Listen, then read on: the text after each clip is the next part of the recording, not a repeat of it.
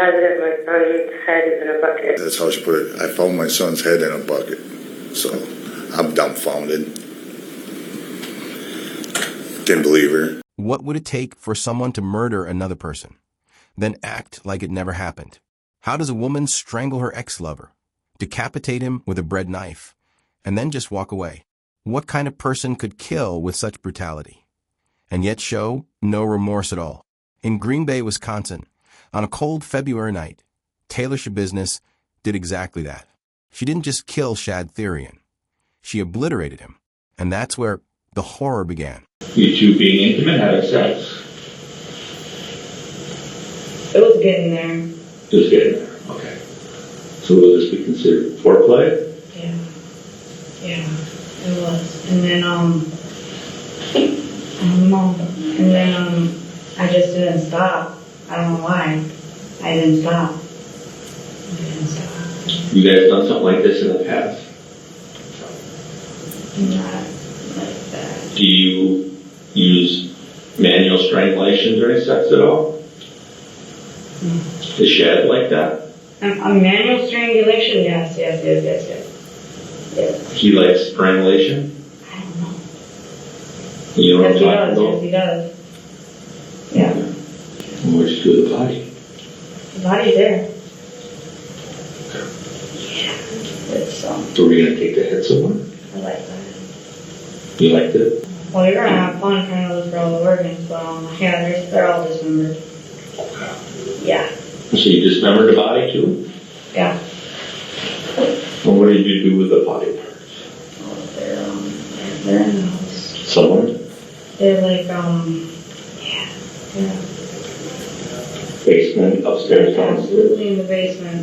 I was going to bring them with them. And then, I know I forgot the head. I wanted the head. Did you bring anything with you? Yeah, it's in the van. What? It's in the van. It's, what is it? A foot, maybe. The what? I think it's a foot. A foot in the van? A leg, maybe. I don't know. I'm like, I'm going to bring it all. And then I'm like, man, this is messy. So then I just left it. I got lazy. Okay. I got lazy, and that's what I did. So I'm like, How did you dismember his body? knives. With what? Knives. Knives? Just more than one knife? About 4. Where'd you get those from?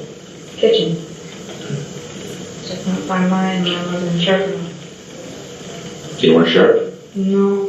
It was alright. Bread knife works good. Bread knife? A bread knife works good, yeah. Really? I had to use what I used, so like, yeah. I got lazy last night, so. Where would these knives be now?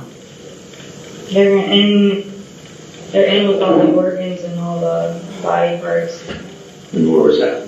In the black bag. It's in the black bag right In the basement? It's in the basement. They're all in the basement. She didn't snap in a moment of passion. This wasn't a crime of rage. No, this was the kind of murder where everything was planned. She chose the time, chose the method, and then went through with it in the most horrific way imaginable. How could someone commit such an act and not feel a thing? After strangling Thyrion, Schabusiness used a bread knife, of all things, to decapitate him. She didn't panic.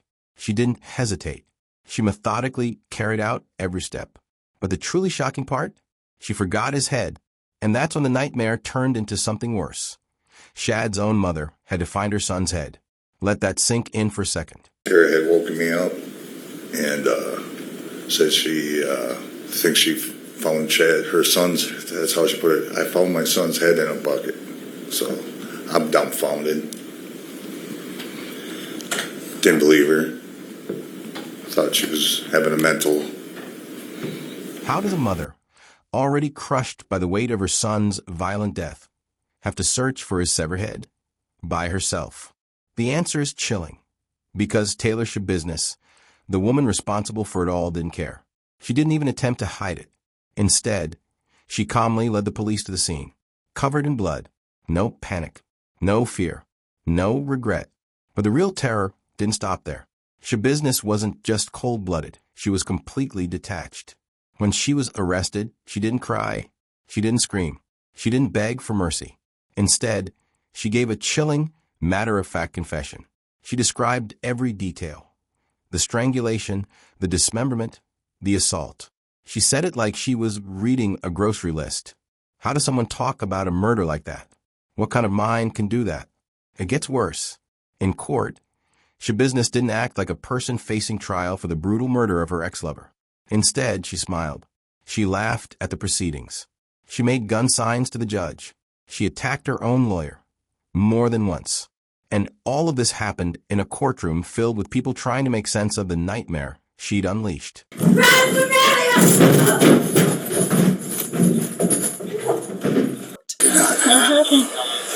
You went off on your attorney, Taylor. You went crazy on your attorney. What does that tell you about the person she is? How does a human being go from a normal life to this kind of savagery, without so much as a second thought? What twisted place did her mind go to that made this crime seem like a game, a joke, rather than the cold-blooded murder of someone she once loved? This is not just a crime story. This is a thriller, a twisted descent into madness, where the violence doesn't just shock, it haunts. The deeper you go, the more you realize Taylor Schabusiness wasn't just a killer. She was something far, far worse. Don't miss a second of this story. The answers will leave you breathless. Subscribe now. At the bottom of the stairs to the right, there was a green bucket with a shower towel on top of it. Just to verify we had an actual head in a bucket. Lifted the towel off, and there was, in fact, a human severed head in the bucket. It was a cold winter evening in Green Bay, Wisconsin, a city known for its quiet neighborhoods, community ties, and Packers pride. But on the night of February 23rd, 2022, the tranquility of this small town was shattered by an act so brutal, so chilling, it would leave the community reeling. The life of Shad Thyrion, a 25-year-old man with a promising future, was abruptly and violently cut short, and the story that followed would make headlines nationwide. Shad Thyrion was a son, a brother, and a friend. He had a reputation as a hard-working, fun-loving individual. To those who knew him, he was a kind soul, always willing to lend a hand, and someone who could light up a room with his infectious smile. But beneath the surface, he had a complex personal life, one that would eventually intersect with Taylor Schabusiness, the woman who would end his life in an act of unthinkable brutality. Schabusiness, 24 at the time, and Thyrion shared a history that had many twists and turns. They had once been in a romantic relationship, but the connection between them had soured. According to some reports, their relationship was marked by tension and occasional conflict. It wasn't uncommon for them to drift in and out of each other's lives. But even in the most volatile of relationships, no one could have foreseen the horrifying events that would transpire that night. On that fateful evening, it seemed like just another ordinary day. Shad was at his mother's house in Green Bay, a familiar, comfortable place where he often spent time with friends and family.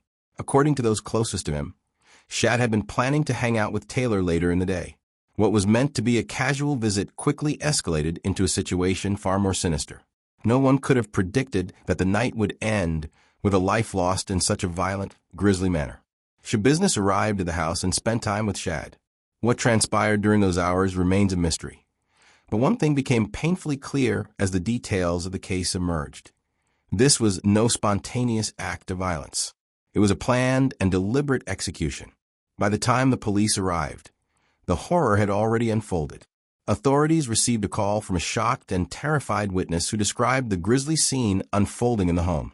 What they discovered was beyond comprehension. The details of the crime scene are almost too harrowing to describe.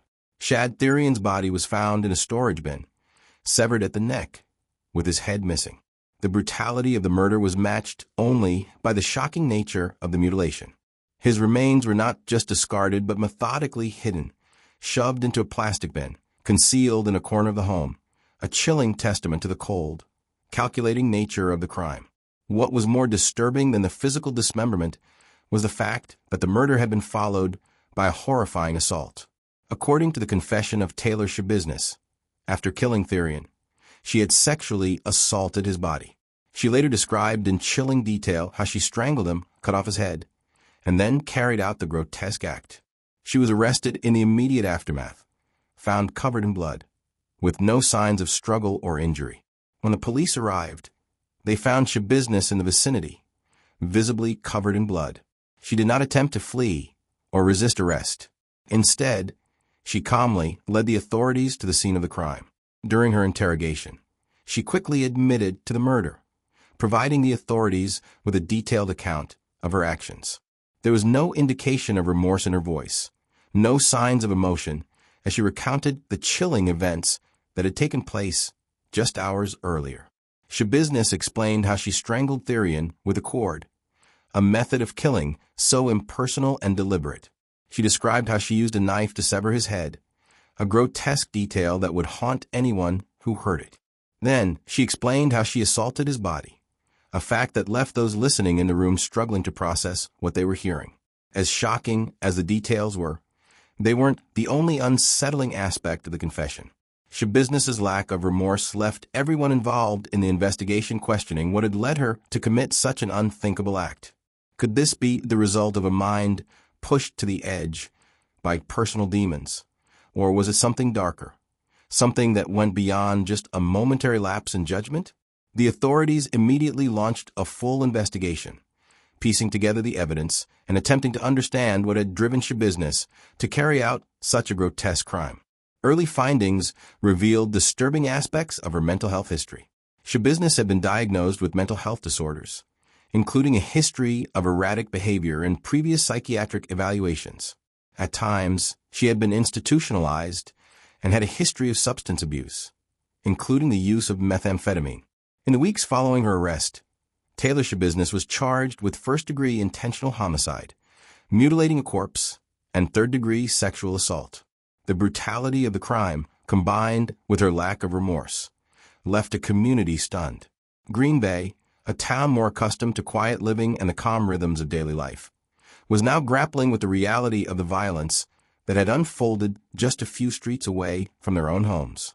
In the days following the arrest, local media outlets were quick to report on the horrific nature of the crime, with interviews from those who knew Shad Thyrion.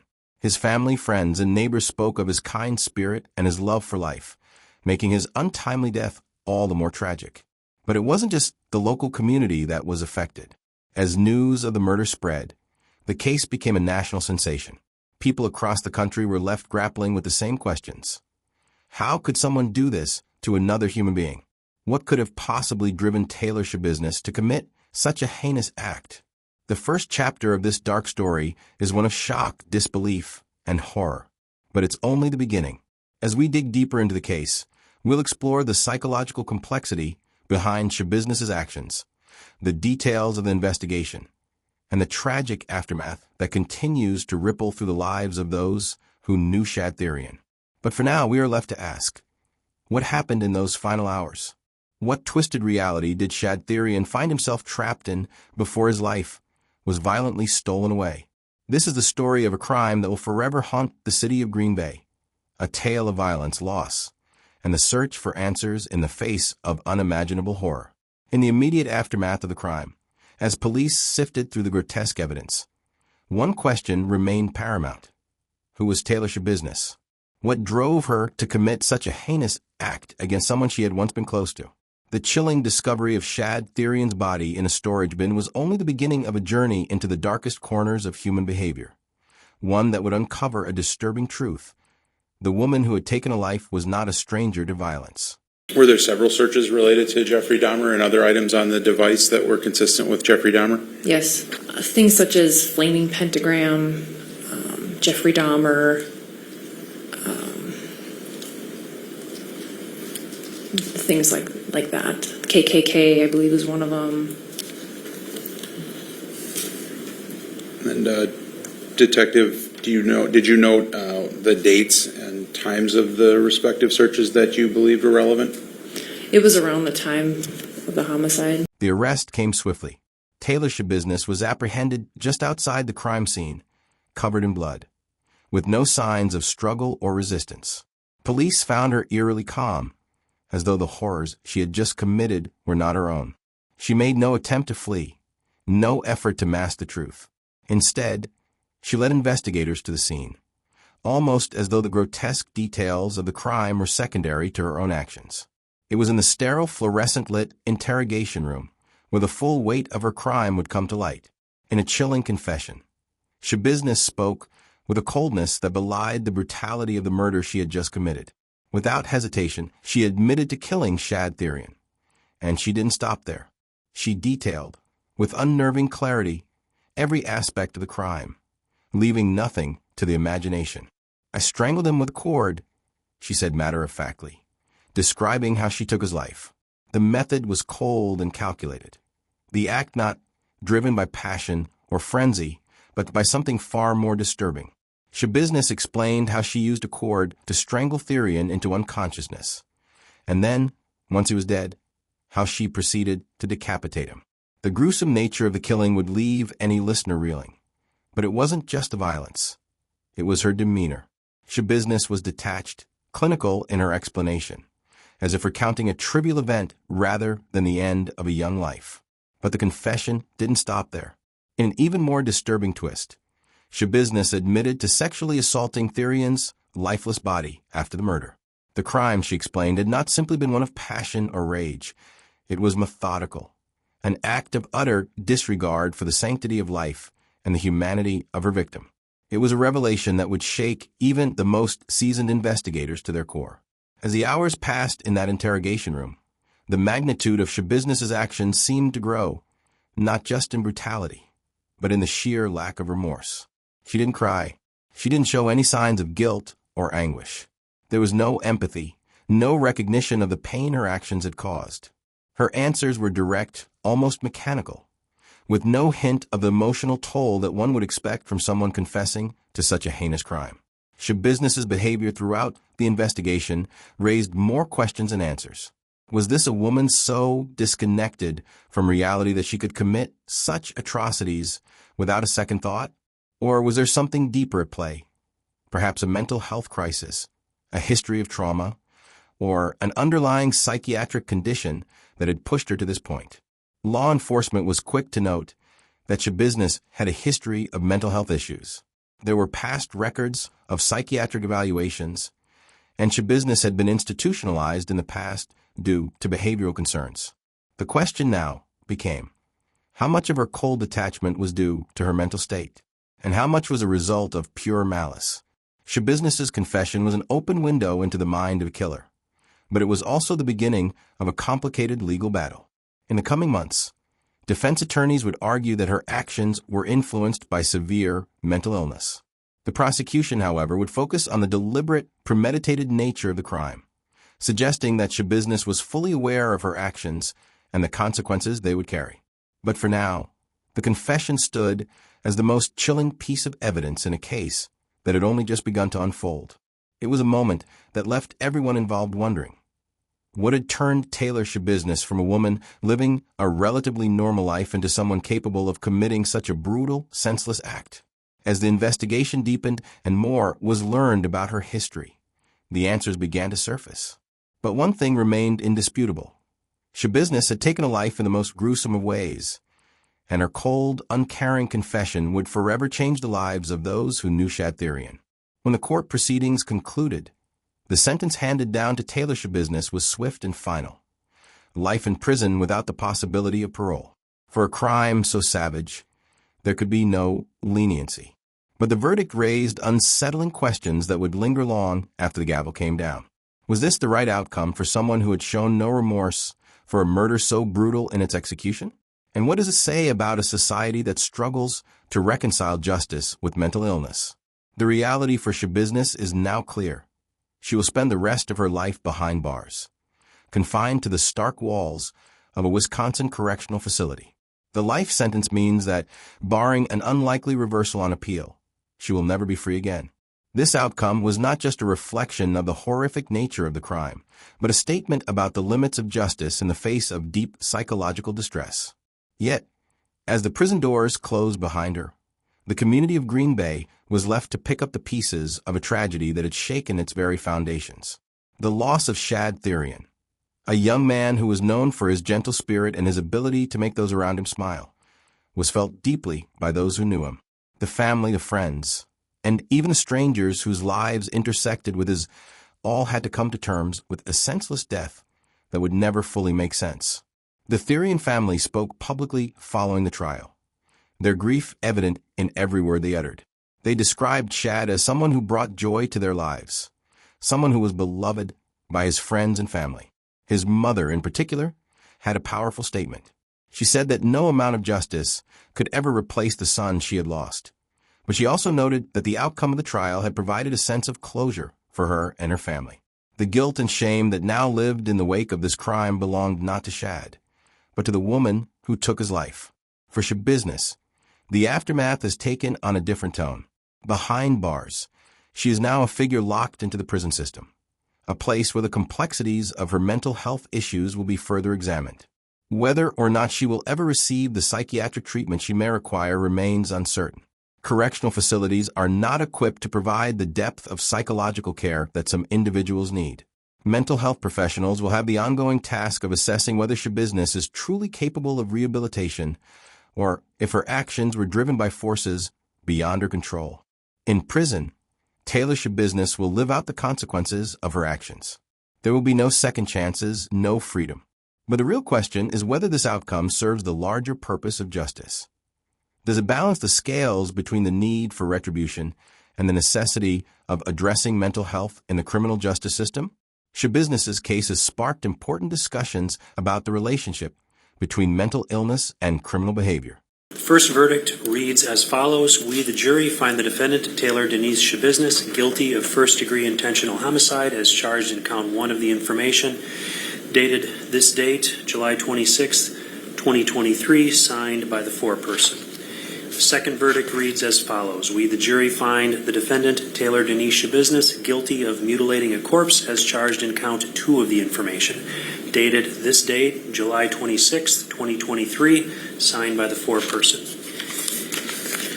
The next verdict reads, we, the jury, find the defendant, Taylor Denise Schabusiness, guilty of third-degree sexual assault as charged in count 3 of the information, dated this date, 26th day of July, 2023, signed by the foreperson. The defense argued that her actions were the result of a woman overwhelmed by mental health issues.